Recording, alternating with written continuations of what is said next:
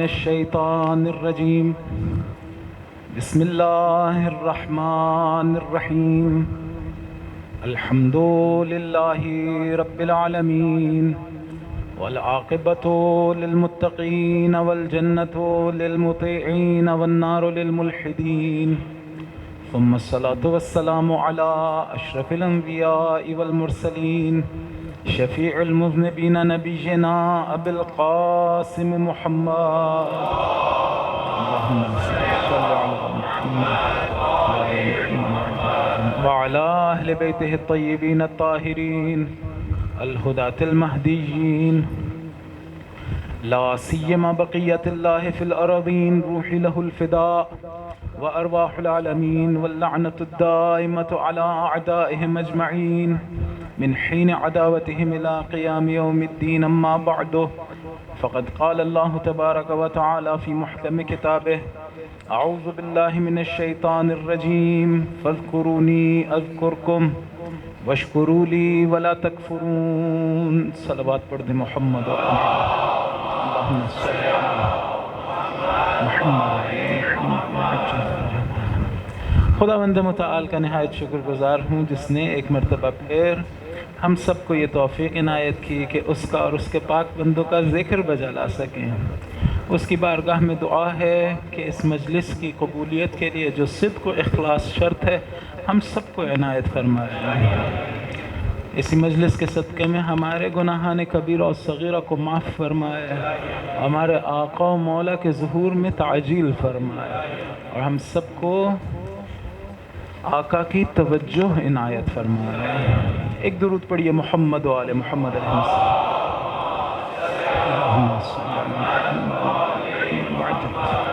بہرحال چونکہ مجلس کے فوراً بعد ماتمداری اور نوحہ خوانی ہوتی ہے، لہٰذا مفصل دعا بھی میرے خیال میں ابھی اسی وقت کر دوں تو زیادہ بہتر ہے۔ بسم اللہ الرحمن الرحیم۔ دیکھیے دعا مخ العبادہ، کوئی بھی عبادت ہو اس عبادت میں جس وقت ہم خداوند متعال کو پکار رہے ہوتے ہیں اور اس سے بات کر رہے ہوتے ہیں، معصوم نے فرمایا یہ مخ عبادت ہے، یعنی کور آف دا عبادت۔ عبادت کا جو بالکل ماحصل ہے وہ یہی دعا ہے، یعنی آپ ایسے مرحلے میں پہنچ جائیں جہاں خدا سے بات کرنا شروع ہو جائیں۔ تو بہرحال معمولی بات نہیں ہے، خدا نے ہمیں اجازت دے رکھی ہے، ہم اس سے بات کر سکتے ہیں۔ بسم اللہ الرحمن الرحیم۔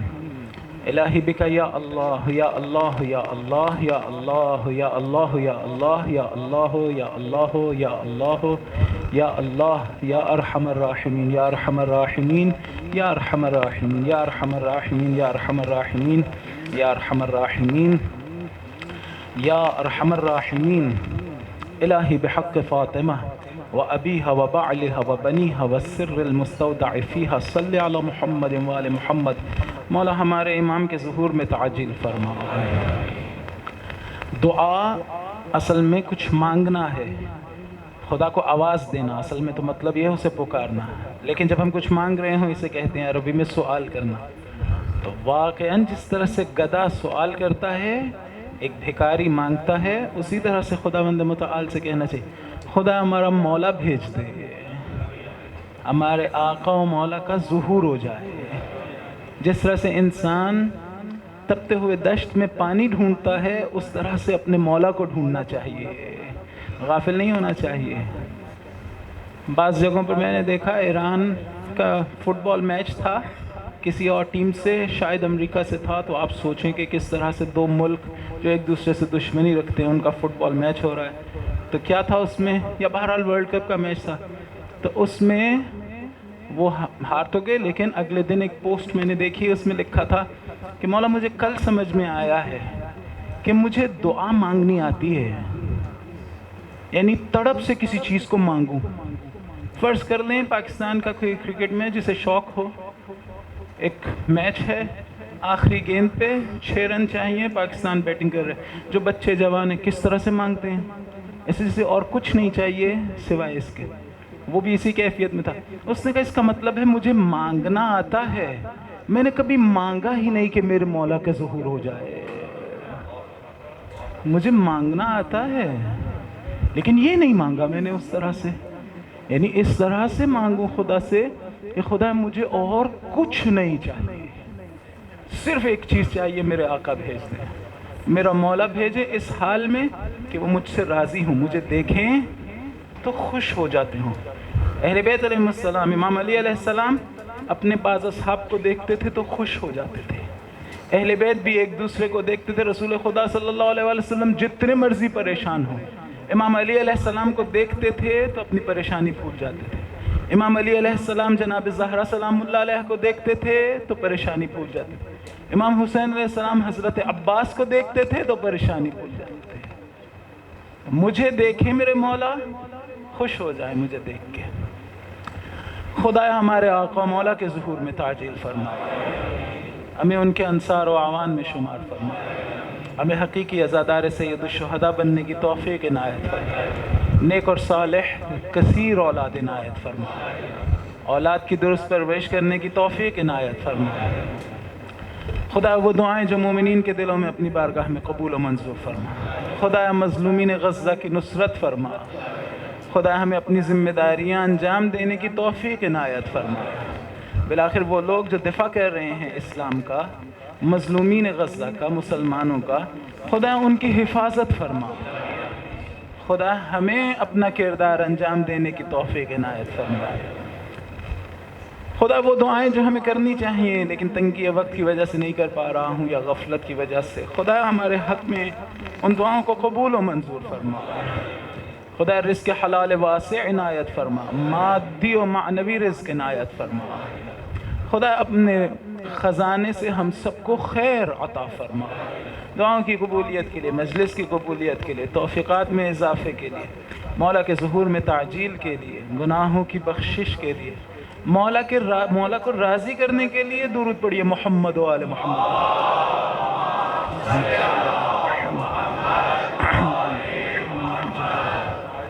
دعا اس طرح سے نہیں کرنی چاہیے کہ خدا مجھے یہی چاہیے بس یہی دے دیں، ایسے جیسے وہ میرا مطیع ہو اور میں اس کا آقا۔ نہیں، بھکاریوں کی طرح سے، گدھاؤں کی طرح سے مانگنا چاہیے، خدا میری اپنی چھوٹی عقل سے مجھے یہ سمجھ میں آیا ہے کہ یہ مانگوں، لیکن تو بہتر جانتا ہے مجھے کیا ملنا چاہیے۔ آپ تعقیبات نماز اٹھا کے دیکھیے، وہاں پر بھی یہ ہے، خدایا یہ جو میں نے مانگا ہے اگر میرے لیے اچھا ہے تو مجھے عطا ہو، اگر میرے لیے اچھا نہیں ہے تو مجھے نہ دے۔ دیکھیے ایسے ائمہ کو ماننے والے رش کرنا چاہیے، خدا کا شکر ادا کرنا چاہیے سجدے میں سر رکھ کے کہ اس نے ہمیں ایسے امام دیے۔ امام زین العابدین علیہ السلام کی دعا ہے،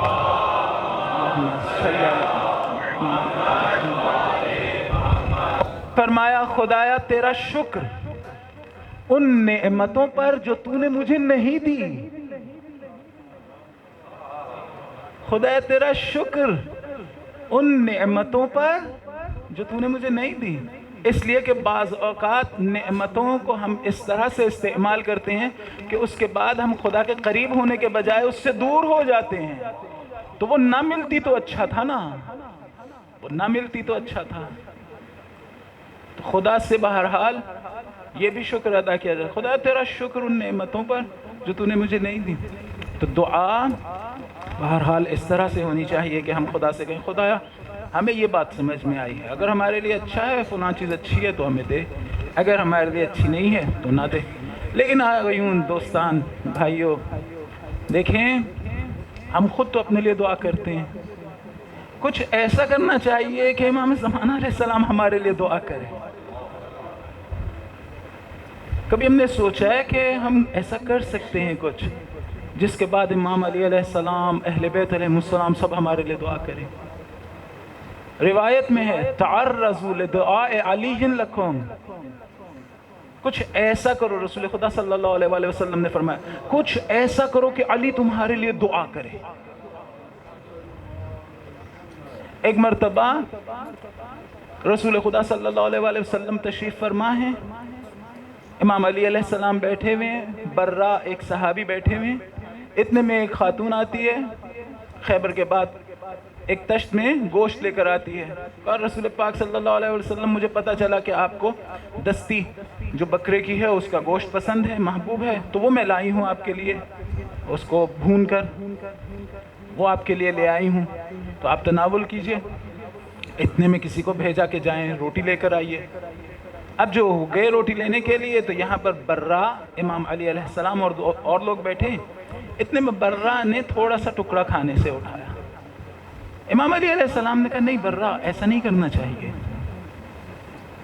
انہوں نے کہا علی کیوں اس طرح سے کنجوسی کرنی، بالآخر رسول نے بھی تو ہمیں دینا ہی ہے نا، یہ ذہن میں آیا ہوگا تو یہ لفظ استعمال کیا کہ کیوں ایسی کیوں کنجوسی کریں۔ بہرحال ایک لائٹر موڈ میں انہوں نے کوئی ایسی بات کر دی، رسول خدا صلی اللہ علیہ وسلم نے سن لی کہ علی کو یہ کہا ہے۔ اب اس کے بعد جب روٹی آئی تو کھانا شروع کرنے لگا۔ ہاں امام علی علیہ السلام نے کہا نہیں برا بات یہ نہیں ہے کہ کوئی کنجوسی کی جا رہی ہے، بات یہ ہے کہ ہمیں رسول سے پہلے نوالا نہیں اٹھانا چاہیے۔ توجہ ہوئی؟ ہمیں رسول سے پہلے بیٹھنا نہیں چاہیے، رسول کے آگے چلنا نہیں چاہیے، ان سے اونچی اپنی آواز نہیں کرنی چاہیے، لیکن رسول سے پہلے نوالا بھی نہیں اٹھانا۔ یہ بابا کی تربیت تھی جو علی میں بول رہی تھی۔ آخر بابا کو بھی دیکھا تھا کہ سارا گھر جمع ہو، جب تک رسول خدا نوالا نہ اٹھا لیں بابا کسی کو نوالا نہیں اٹھانے دیتے ہیں۔ بہرحال یہ تو میں نے ایک خطابت والے انداز میں کہہ دیا، ورنہ علی علیہ السلام خدا کے تربیت یافتہ ہے۔ بہرحال وہ ایک اور مقام ہے۔ ایک درود پڑھیے محمد وعلی محمد علیہ السلام۔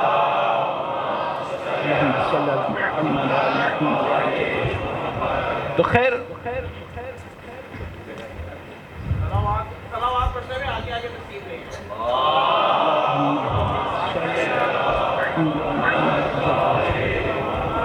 میں عرض کہہ رہا تھا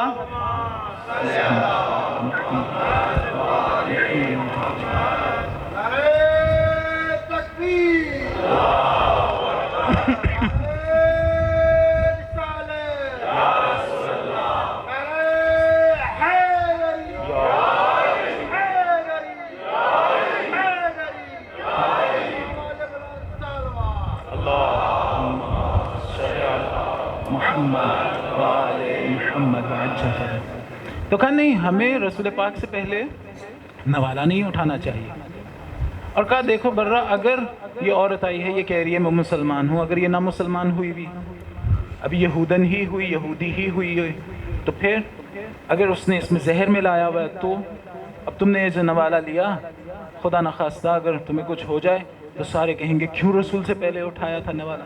اگر رسول خدا صلی اللہ علیہ وآلہ وسلم اٹھا لیں تو پھر تو ہم سب اٹھا سکتے ہیں نوالا، لیکن اگر ابھی نقصان ہوا تو یہ ضرور ہے۔ بہرحال وہ روٹی لے کے آئے تو رسول پاک صلی اللہ علیہ وسلم نے ڈبوئی روٹی اور کھانا چاہتے تھے تو ایک مرتبہ گوشت نے باتیں کرنا شروع کی۔ کہا اے رسول خدا مجھے نہ چکھیے، اس لیے کہ اس خاتون نے مجھ میں زہر ملایا ہے، اس لیے آپ مجھے نہ چکھیے۔ ایک مرتبہ اس خاتون کو بلایا، کہا تم نے ایسے کیوں کیا؟ کہا رسول خدا میرے رشتہ دار خیبر میں مارے گئے اور مجھے ان کا دکھ تھا، تو بہرحال میں نے یہ سوچا کہ یہ گوشت اس طرح سے اس میں زہر ملا کے لے جاؤں، اگر تو آپ سچے نبی ہوئے تو یہ نہیں چکھیں گے، اس لیے کہ آپ نے فتح اسلام کی فتوحات کی بشارت دے رکھی ہے، ہو ہی نہیں سکتا کہ میں یہ لاؤں اور آپ اسے چکھیں اور اس کے بعد آپ شہید ہو جائیں، اس لیے کہ اگر آپ سچے نبی ہیں تو آپ کی بشارتیں سچی ہیں، لیکن اگر آپ نے چکھ لیا اور آپ شہید ہو گئے تو پھر میں نے اپنے بدلہ لے لیا اپنے رشتہ داروں کا، اور پتہ چل گیا کہ آپ سچے نبی نہیں تھے، تو میں نے اس خاطر یہ کام کیا۔ تو رسول پاک صلی اللہ علیہ وسلم نے کیا کہا؟ سب کو بلا لیا، کہا سب پڑھیے بسم اللہ الرحمن الرحیم، بسم اللہ الشافی، بسم اللہ الکافی، بسم اللہ المعافی، بسم اللہ الذی لا یضر مع اسمہ شیء وہو السمیع العلیم۔ یہ پڑھیے اور کھانا شروع کریں۔ یہ پڑھا صاحب نے اور کھانا کھایا، کچھ بھی نہیں ہوا کسی کو، سب بالکل ٹھیک، کسی کو کچھ نہیں ہوا۔ بہرحال یہ واقعہ گزر گیا، کچھ دنوں کے بعد کسی اور وجہ سے برا کا انتقال ہو گیا، وہی جنہوں نے امام علی علیہ السلام کو کہا تھا کہ بہرحال کیوں کنجوسی کی جائے، ان کا انتقال ہو گیا۔ اصحاب آئے، کہا اے رسول خدا برا کا انتقال ہو گیا۔ آئیے نماز جنازہ پڑھائیے. کہا نہیں آپ لوگ چلے جائیں نماز جنازہ پڑھائیں دفن کر دیں، میں نماز جنازہ نہیں پڑھوں گا. پوچھا کیوں مولا کیوں نہیں پڑھیں گے؟ کہا اس دن علی سے مذاق میں ایسی بات کہی تھی. کہا مولا وہ تو مذاق کیا جا رہا تھا. کہا تبھی تو کہہ رہا ہوں کہ آپ لوگ جائیں اور نماز پڑھیں اور انہیں دفن کر دیں. اگر مذاق میں نہ کہہ رہے ہوتے تو پھر سارے اعمال گر گئے ہوتے، صرف ایک اس بے موقع مذاق کی وجہ سے. اتنے میں امام علی علیہ السلام کو خبر ہوئی، آئے اور کہا اسعدک اللہ یا برا، برا خدا تم سے راضی ہو، تم انشاءاللہ اچھے مقامات پر ہو. لوگوں نے دیکھا تو کہے رسول خدا دیکھیں اب تو علی بھی دعا کر رہے ہیں، اس کا مطلب ہے علی کے دل میں کچھ نہیں ہے، اب آپ نماز جنازہ پڑھا دیں. رسول پاک نے کہا جس کو علی نے دعا دی ہو،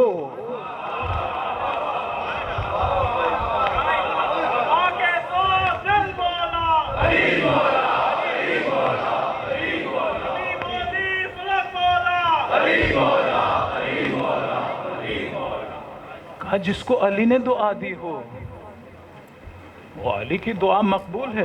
پڑھائی ہوگی نماز جنازہ بعد میں، لیکن علی کی دعا کی اہمیت بتا رہے تھے. اس کے بعد کہا تعرضوا لدعاء علی لکم، اے میرے اصحاب کچھ ایسا کرو کہ علی تمہارے لیے دعا کرے. یہ ہمارے لیے بھی اسی طرح سے ہے، کچھ ایسا کریں کہ علی ہمارے لیے دعا کرے. مثلا اگر میں گناہ چھوڑ دوں، بتائیں مجھے علی دعا دیں گے یا نہیں؟ کوئی غلط کام چھوڑ دوں یا کوئی اچھا کام شروع کروں، ہو سکتا ہے دعا نہ دیں. خصوصاً اگر میں بیٹھ کے علی کے بچوں پہ گریہ کروں، ممکن ہے میرے لیے دعا نہ کریں. ایک مرتبہ خدا نے توفیق دی، حرم امام حسین علیہ السلام میں گیا. بہرحال ہم لوگ کے تو گناہ بہت زیادہ ہوتے ہیں، تو کچھ نہ کچھ پریشانی تھی. بہرحال اس جگہ کی برکت تھی، جو بھی سوچ رہا تھا پتہ نہیں گناہ کیسے معاف ہوں گے. اتنے میں وہاں پر اس سکرین پہ لکھا ہوا دیکھا کہ جب کوئی شخص حسین کی زیارت کے لیے آتا ہے، امام حسین علیہ السلام کی زیارت کے لیے، تو جناب زہرا سلام اللہ علیہ کہتی ہیں خدایا اس کے گناہ معاف کر دے. تو میرے دل میں نے کہا خدایا مجھے یقین ہے جناب زہرا سلام اللہ علیہ کہیں گی تو آپ مجھے چھوڑیں گے نہیں، معاف کر دیں گے. بالکل یہ آنسو بھی اسی طرح سے ہیں. اور ممکن ہے ہم بیوی کے بیٹے کو یاد کر رہے ہوں، ان کے بچوں کو یاد کر رہے ہوں، آنسو بہا رہے ہوں، بیوی ہمارے لیے دعا نہ کریں؟ نہیں، ممکن ہی نہیں ہے. لہٰذا بہرحال اپنے آپ کو کچھ ایسا کرنا چاہیے کہ ہم اہل بیت علیہم السلام کی دعا لے سکیں، ان کی دعا ہمیں مل سکے. اسی طرح سے امام زمانہ علیہ السلام ہے، کچھ ایسا کریں کہ مولا ہمیں دیکھیں تو ہمارے لیے دعا کریں. ایک درود پڑھیے محمد و آل محمد علیہ السلام.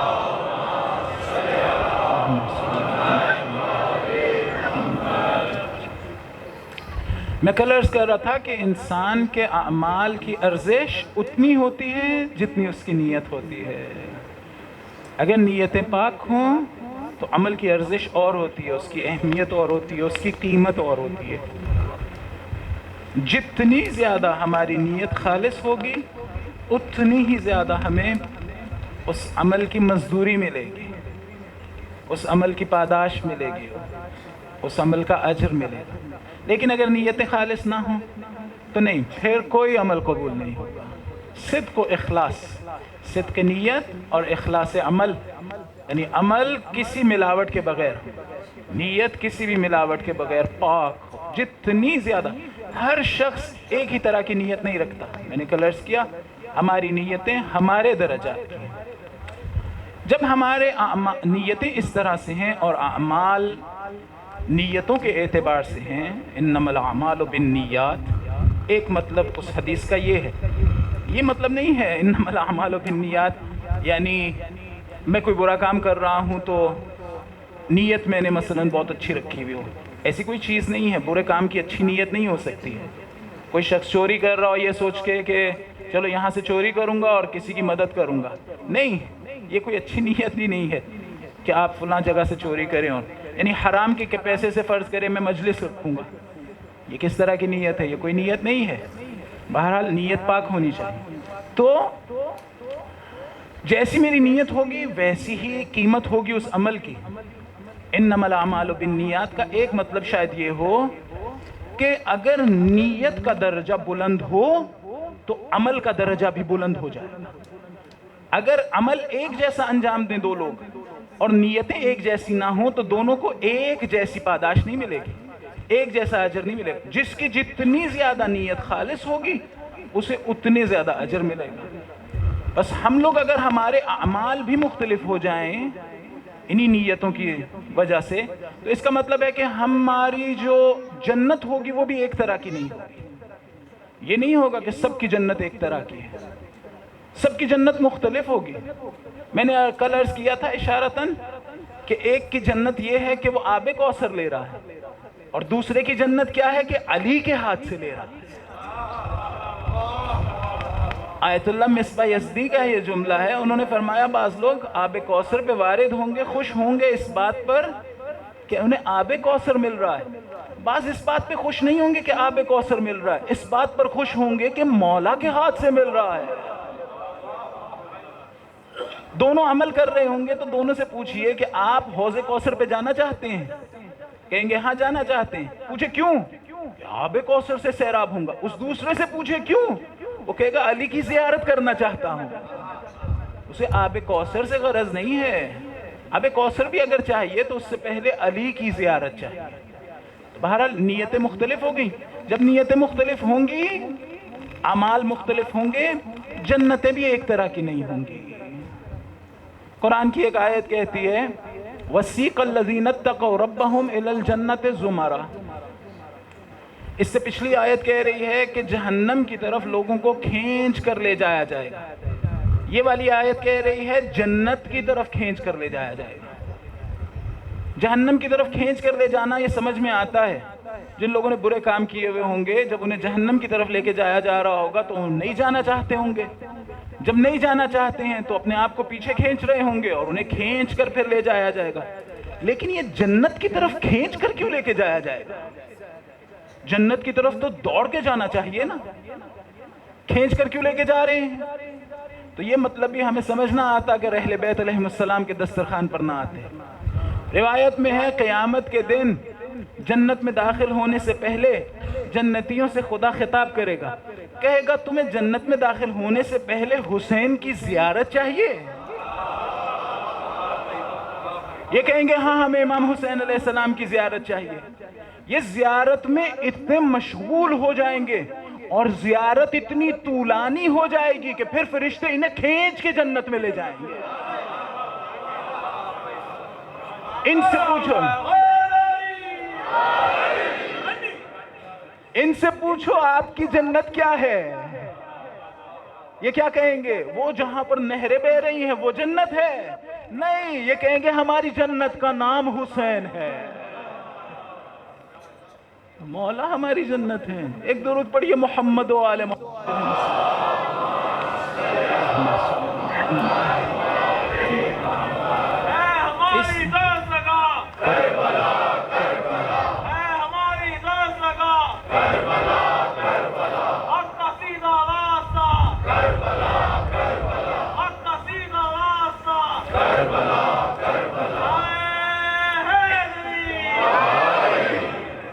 صلوات پڑھیے محمد و آل محمد.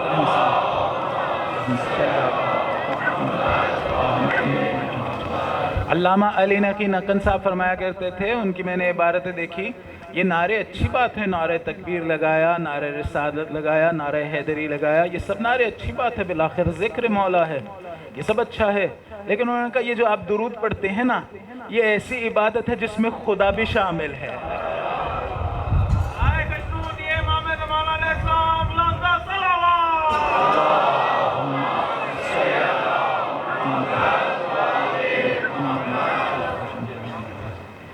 البتہ خدا درود پڑھتا نہیں اس طرح سے جس طرح خدا کا درود کرنا یعنی رحمتوں کا نزول کرنا، یعنی خاص توجہ کرنا. ہمارا درود پڑھنا یعنی خدا سے دعا کرنا. بہرحال لیکن ایک ایسی عبادت ہے جسے خدا نے اپنے لیے بھی کہا ہے کہ خدا عبادت نہیں کرتا. یہ نہ سوچئے گا کہ میں کہہ رہا ہوں کہ ایسی عبادت ہے. خدا عبادت نہیں کرتا، لیکن ایک ایسا کام ہے درود بھیجنا. یعنی خداوند متعال درود بھیجے یعنی توجہ خاص توجہ اہل بیت علیہ السلام کی طرف کرتا ہے. درخواست کس نے کی تھی؟ ہم نے کی تھی. ہم نے دعا کی تھی خدا سے. ایک درود پڑھیے محمد و آل محمد علیہ السلام.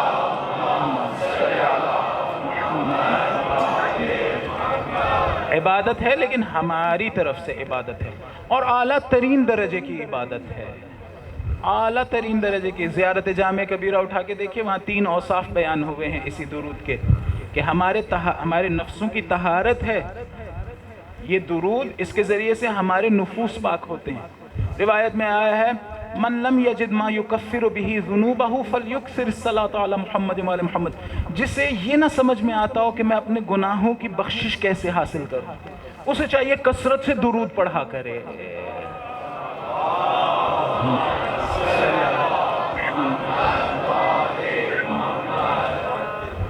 تو بہرحال میں عرض کر رہا تھا کہ نیتیں ایک طرح کی نہیں ہیں. تو ان لوگوں کو کہا جائے گا کہ آپ کو کیا چاہیے؟ زیارت چاہیے. وہ کہیں گے ہاں زیارت امام حسین علیہ السلام. ان لوگوں سے پوچھیں اسی دنیا میں آپ کی جنت کیا ہے، وہ آپ کو کیا جواب دیں گے؟ کہ جہاں پر ڈھیر سارے پھل ملیں گے، حور و غلمان ملیں گے اور نہریں ہوں گی. نہیں، اسی دنیا میں رہتے ہوئے اگر کسی کی جنت امام حسین علیہ السلام ہو، وہاں پر اس کی جنت امام حسین علیہ السلام ہوگی. اگر یہاں رہتے ہوئے وہ کسی اور چیز کو جنت سمجھ رہا ہے اور کسی اور چیز کے پیچھے دوڑ رہا ہے تو وہاں پر اسے وہ مل جائے گا. یہ تو یہاں پر ہے کہ میں فیصلہ کر لوں میری جنت کیا ہے. یہاں پر فیصلہ کرنا ہے کہ میں جنت کسے سمجھتا ہوں. جنت بڑے سے بنگلے کو سمجھتا ہوں، بہت بڑے محل کو، تو ہاں وہاں پر مجھے مل جائے گا. لیکن اگر جنت میں سمجھتا ہوں امام حسین علیہ السلام کو یہیں پر، تو پھر وہاں پر بھی مل جائے گی. کسی نے حضرت فضہ سلام اللہ علیہ سے آ کے کہا آپ نے اہل بیت کی بڑی خدمت کی ہے، اتنا عرصہ اہل بیت کے گھر پہ خدمت کرتی رہی ہیں، آپ نے تو جنت کما لی. جن صاحب نے میرے لیے روایت کی انہوں نے اس جملے سے کہا اتنا عرصہ ہو گیا آپ کو آج تک یہ بات سمجھ نہیں آئی میں جنت میں ہوں. میں نے کوئی جنت کمانی نہیں ہے، یہ میری جنت ہے. ہم لوگ بھی اسی طرح سے سوچیں اگر ایک جگہ پر ہم بیٹھے ہوں اور امام زمان علیہ السلام ایک مرتبہ میری طرف دیکھ کے مسکرا لیں. کسی اور چیز کا نام ہے جنت. ہزار حور و غلمان نہریں اور باغات سب قربان ہو جائیں میرے مولا کے قدموں پر، ایک مرتبہ مجھے مسکرا کے دیکھ لیں. تو بہرحال کسے ہم جنت سمجھتے ہیں؟ آیت اللہ جواد ملکی تبریزی فوت ہوئے تو ان کے شاگرد نے جمکران میں سجدے کی حالت میں، بہت بڑے ولی خدا، بہت عظیم شخصیت، فوت ہوئے تو ان کے شاگرد نے انہیں خواب میں دیکھا ایسے قنوت کی حالت میں. انتظار کر رہا ہو شاگرد کہ ابھی قنوت ختم ہوگا تو پھر میں ان سے کچھ باتیں کروں گا. انتظار کر رہا تھا کہ ایک مرتبہ آواز سنائی دی، کہا قیامت تک انتظار کرو، اس کا قنوت ختم نہیں ہوگا. کیوں؟ اس لیے کہ جب یہ اس دنیا میں زندہ تھا تو اس سے خدا سے کہا خدایا میری برزخ قنوت کی حالت میں کرا دے. ان سے پوچھو آپ کی جنت کیا ہے، کہیں گے خدا سے بات کرنا میری جنت ہے. خدا سے بات کرنا میری جنت ہے. اگر کسی کی جنت قرآن ہو، اسے قرآن پڑھنا اچھا لگتا ہو، اسے خدا کی بات سننا اچھا لگتا ہو. انسان محبوب کا خط اٹھا کے دیکھتا ہے نا بار بار. اگر کوئی بندہ آپ کو اچھا لگتا ہو، بار بار اس کا میسج نکال کے دیکھیں گے اس نے فلاں میسج بھیجا تھا. واقعاً اگر کوئی محبت خدا میں گرفتار ہو، بار بار قرآن اٹھا کے دیکھتا ہو میرے محبوب نے کیا کہا ہے. اگر کوئی اس حالت میں ہو اور یہاں سے چلا جائے تو روایت میں ہے برزخ میں، جنت میں اس کو قرآن کی تعلیم دی جائے گی. کوئی عام نہیں، نبی ابراہیم علیہ السلام اسے قرآن سکھائیں گے. اس کی جنت یہ ہے، اس کی جنت یہ ہے. آیت اللہ احمد خانساری، سید احمد خانساری بہت بلند شخصیت. اولیاء میں سے ایک بلند پایا ولی خدا، اتنی بلند شخصیت تھی کہ ایک مرتبہ ان کا آپریشن ہونا تھا تو مرجع تقلید تھے، تو انہوں نے ڈاکٹر سے کہا مجھے بے ہوش نہ کریں۔ آپ کو معلوم ہے کہ جس کی تقلید کی جاتی ہے وہ زندہ ہونا چاہیے نا، مردہ مجتہد کی تقلید نہیں ہو سکتی، مگر یہ کہ زندہ نے اجازت دی ہو، یہ فقہی ایک مسئلہ ہے۔ خیر ان کا کوئی ایسا مسئلہ تھا کہ اگر میں بے ہوش ہو جاؤں پھر دوبارہ ہوش میں نہ ہوں تو میرے مقلدین کو دوبارہ سے نیت دوبارہ کرنی پڑے گی تقلید کی، ایسی ایک بات تھی۔ عزیزان یہ کوئی بڑی مشکل چیز نہیں ہے تقلید وغیرہ، تھوڑا سا انسان توجہ کرے تو حل ہو جاتا ہے، فقط ضرورت اس بات کی کہ میں توجہ تو کروں، وقت تو دوں اس کے متعلق، وقت دوں تو یہ بہت آسان چیز ہے، حل ہو جاتی ہے۔ خیر ان کا اس طرح سے مسئلہ تھا، ڈاکٹر سے کہا مجھے بے ہوش نہ کریں۔ انہوں نے کہا کہ نہیں آپریشن بہت تکلیف دہ ہے، کیسے ہو سکتا ہے کہ ہم آپ کو بے ہوش نہ کریں؟ کہا جب آپ نے آپریشن شروع کرنا ہو تو مجھے بتا دینا، میں قرآن کی تلاوت شروع کروں گا۔ جتنی دیر آپریشن ہوتا رہا وہ قرآن کی تلاوت میں محو رہے، اپنے ہی جسم سے غائب ہوئے۔ میں آگے بڑھ کے پوچھوں آغا سید احمد خانساری ہے، بزرگوار ہے، ولی خدا، یہ کہاں سے سیکھا تھا آپ نے؟ شاید جواب دے میں نے مولا موحدان علی ابن ابی طالب سے سیکھا ہے۔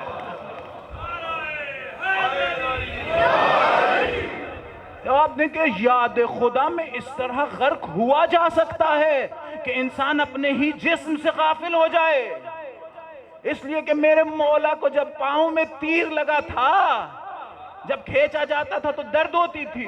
امام حسن علیہ السلام نے کہا نماز پڑھے تو کھینچ لینا پتہ ہی نہیں چلے گا۔ یاد میں غرق ہو گئے، وہ قرآن کے ذریعے سے شاگرد ہیں نا اس مکتب کے۔ اچھا شاگرد کیسا ہوتا ہے؟ وہ جو آقا نے، وہ جو استاد نے سکھایا ہے اسے اچھی طرح سے سیکھے۔ بہرحال ایسی بلند شخصیت جب محراب عبادت میں کھڑے ہوتے تھے تو نماز سے پہلے ایک مرتبہ کہتے تھے السلام علیکہ یا ابا عبداللہ، اے حسین تجھ پہ سلام۔ ایک مرتبہ کسی نے آگے بڑھ کے پوچھا آقا یہ جو آپ سلام کرتے ہیں امام حسین علیہ السلام کو، کسی روایت میں آیا ہے کہ نماز سے پہلے ایسا کرنا ہے؟ کہا نہیں کسی روایت میں نہیں آیا ہے، لیکن یہ امامہ، یہ عباقبہ، یہ محراب، یہ مسجد، یہ نماز، اگر حسین نہ ہوتے ان میں سے کچھ باقی نہ ہوتا۔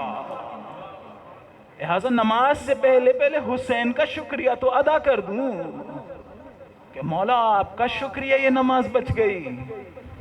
ایسی بلند پایا شخصیت جب فوت ہو گئے کسی نے خواب میں دیکھا، اس مطلب کے لیے یہاں تک لایا، خواب میں دیکھا، ملاقات ہوئی، پوچھا کیا حال ہے آپ کا؟ کہا ہمیں برزخ میں امیر المومنین علی ابن ابی طالب کے فضائل بتائے جاتے ہیں۔ کہا آقا کیا مطلب ہے؟ کہا وہ جو زندگی ہماری تھی نا، یہ مادی زندگی اس دنیا والی، اس میں اتنی گنجائش نہیں تھی کہ علی کے سارے فضائل بتا دیے جاتے ہیں، اس میں اتنی گنجائش نہیں تھی، تو وہ جو رہ گئے ہیں وہ مجھے اب بتائے جاتے ہیں۔ ذرا سوچ کے بتائیے یہ شخصیت جب زندہ تھی یہ کسے اپنی جنت سمجھتی تھی؟ جنت ویسی ہوگی نا جیسی سمجھ ہی جا رہی ہے ابھی، اس کی جنت یہیں رہتے ہوئے ذکر علی ابن ابی طالب تھی، مولا کے فضائل، اور بعید نہیں ہے، اس لیے کہ حدیث نے کیا کہا، رسول خدا صلی اللہ علیہ وآلہ وسلم نے ارشاد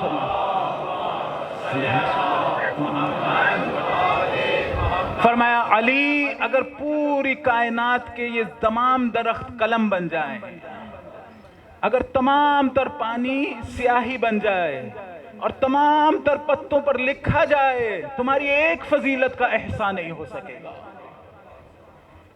کہا علی اگر مجھے ڈر نہ ہوتا لوگ تمہارے بارے میں وہی کہیں گے جو حضرت عیسیٰ ابن مریم کے بارے میں کہا تھا، تو میں لوگوں کو تمہارے فضائل بتاتا، وہ تمہاری خاک پا اٹھا کے اپنی آنکھوں پہ رکھتے ہیں۔ اگر آج ہم نے علی کو اپنی جنت سمجھا، اگر میری جنت مثلاً عرض کر رہا ہوں، جنت یعنی وہ جگہ جہاں جس کا مجھے شوق ہے، اگر میں نے اپنی جنت کسی فضول چیز کو سمجھا، آج خدا نہ خواستہ کسی گناہ کو، اس میں مجھے لذت آتی ہو، میری جنت کیسی ہوگی؟ بہرحال جنت میں تو جانا اس وقت تو ایک بے معنی سی بات ہے، لیکن بہرحال جیسی اپنی میں نے جنت یہاں سمجھی ہے ویسی ہی کوئی چیز ہوگی، ویسی ہی کوئی چیز ہوگی. تو ہم اپنی نیتوں کو بڑا کر سکتے ہیں. نیتوں کو بڑا ایسے نہیں کیا جائے گا کہ میں خود چھوٹا ہوں اور نیت بڑی ہو جائے، ایسا نہیں ہوتا. انسان خود جب بڑا ہوتا ہے تو اس کی نیت مختلف ہو جاتی ہے. میں نے کل عرض کیا تھا کہ بعض لوگ خدا کی عبادت کرتے ہیں، مولا نے فرمایا کیوں؟ جہنم کے ڈر سے. اس کی نیت یہ ہے. بعض لوگ عبادت کرتے ہیں جنت کی خواہش میں، اس کی نیت یہ ہے. یعنی نیت بڑی اور چھوٹی ہو سکتی ہے. بعض لوگ عبادت کرتے ہیں خدا کی محبت میں. لیکن یہاں توجہ کریں کہ میں نے کل عرض کیا کہ یہ کوئی بری نیتیں نہیں ہیں، لیکن ایک دوسرے سے جب تقابل اور کمپیریزن کیا جاتا ہے تو ایک زیادہ اچھی نیت ہے اور ایک کم اچھی نیت ہے. لیکن یہاں توجہ کریں کہ ممکن ہے کسی کی نیت یہ ہو کہ میں جنت حاصل کر دوں، لیکن 4 شخصیات ایسی ہیں جنہیں جنت کا شوق نہیں ہے، جنت کو ان کا شوق ہے. ان الجنت لتشتاق لاربعہ، جنت 4 لوگوں کی مشتاق ہے. علی و سلمان و مقداد و ابو ذر یا عمار، تردد میری طرف سے. یہ وہ ہستیاں ہیں جنہیں جنت کا شوق نہیں، جنت کو ان کا شوق ہے. کس جگہ پہنچ گئے؟ ایک ایسے بلند اعلیٰ و عرفہ مقام پر جہاں آزاد ہے. یہ ان کی جنت کیا ہوگی کبھی سوچا ہے؟ انہیں وہ جنت تو نہیں ان کی جنت ہو سکتی جو ہماری ہو. قرآن کہتا ہے ان اللہ اشتری من المؤمنین انفسہم واموالہم بان لہم الجنہ. خدا مومنین سے ان کے نفوس